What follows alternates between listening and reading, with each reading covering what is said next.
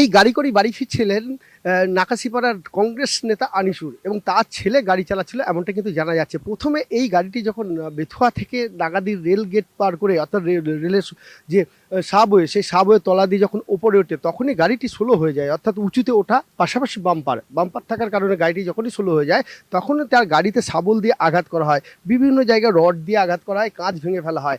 পাশাপাশি গাড়ি লক্ষ্য করে গুলি চালানো হয়, সেই গুলি দুটি ফুটো হয়ে যে চালক ছিল অর্থাৎ তার ছেলের লাগে এবং পাশেই ছিল আনিসুর, তাকে কিন্তু রড দিয়ে আঘাত করা হয়। এখনও সেই গাড়ির মধ্যে যেমন কাঁচ ভাঙা অবস্থায় রয়েছে তেমনই কিন্তু রক্তাক্ত অবস্থায় রয়েছে গাড়িটি এবং বিভিন্ন জায়গায় পড়ে রয়েছে কাঁচের টুকরো এবং সেখানে লোহার রড বা শাবল ব্যবহার করা হয়েছিল, সেই সবগুলো কিন্তু গাড়িতে করে পুলিশ উদ্ধার করে নিয়ে এসছে। এখানেও ফুটো রয়েছে, অর্থাৎ গুলি করা ছিল, সাইড থেকেও কেউ দাঁড়িয়েছিলেন তারাও কিন্তু গুলি করেছিলেন। অর্থাৎ গাড়িটি যখন রাত্রের বেলায় ঢোকে তখনই তাকে লক্ষ্য করে আততায়ীরা ছুটে আসে এবং দুষ্কৃতীরা ছুটে এসে প্রথমেই তার গাড়ির সামনে যে দুটি দাগ রয়েছে অর্থাৎ তাকে লক্ষ্য করে গুলি করে।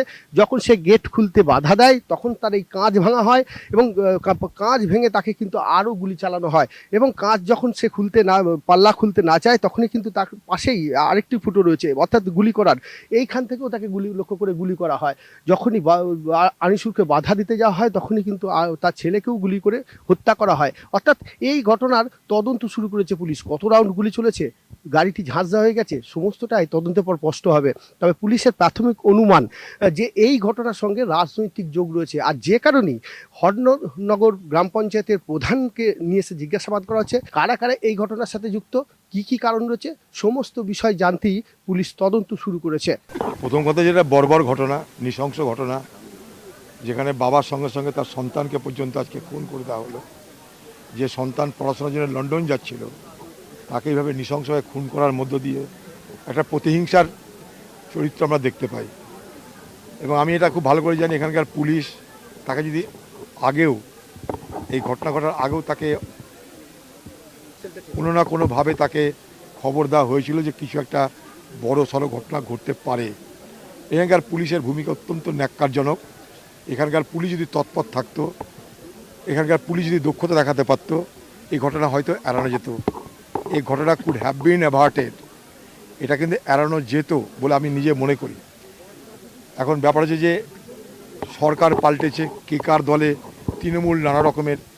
এখন আগামী দিনে প্রশ্ন করতে হবে তৃণমূল কয় প্রকার ও কী কী, কোনোটা ভালো কোনোটা খারাপ, যারা খুন করালো তারা কোন তৃণমূল।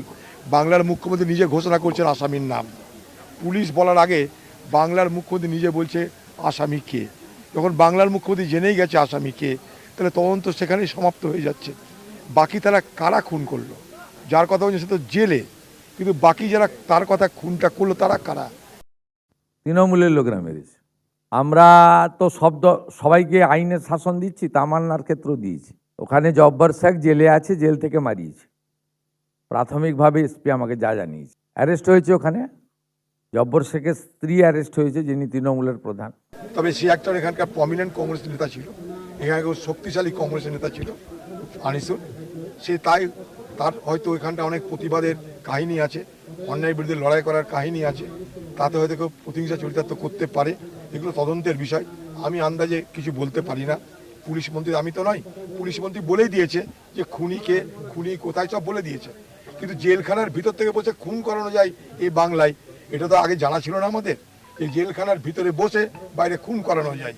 তাহলে এই অস্ত্র যোগান হয়েছে জেলখানার ভিতরে বসে বসে, টাকা জোগাড় হয়েছে জেলখানার ভিতরে বসে বসে, নির্দেশ দেওয়া হয়েছে জেলখানার ভিতরে বসে বসে। কিসে?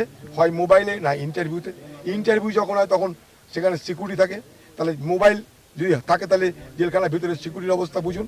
নিরাপত্তা বলে কোনো কিছু নেই, যা খুশি তাই করা যায়।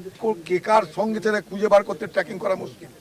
তার জন্য নতুন করে ডিজিটাল টেকনোলজি লাগবে। কে কোন দলে আছে, সকালে কালীঘাট তো বিকেলে বিদ্রোহী, কে বিদ্রোহী কে স্বদেশী আমাদের জানা নাই। ঠিক আছে, তো স্বাভাবিকভাবেই মানুষ এই ব্যাপারে কিন্তু জানে না কিছু। মানুষকে জানাতে হবে একটা অপরাধীকে, তার দলের পরিচয় তো পরে হবে, কিন্তু অপরাধীটা কে, তারা কারা, কেন খুন করলো, কার মধ্যে তো খুন করলো।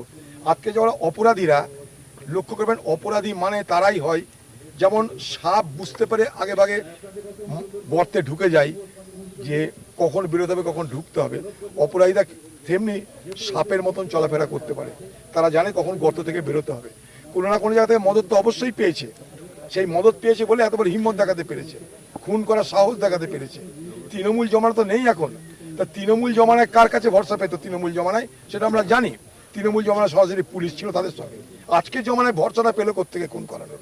খুনের রাজনীতি তৃণমূল কংগ্রেসের ছাড়া ওই লম্পট যারা এখনো ওই যে আমার কাছে দুবার হেরেছে তার সঙ্গে যে লোকগুলি আছে, ওই লম্পটরা ছাড়া কেউ এই ধরনের নোংরা রাজনীতি করতে পারে না।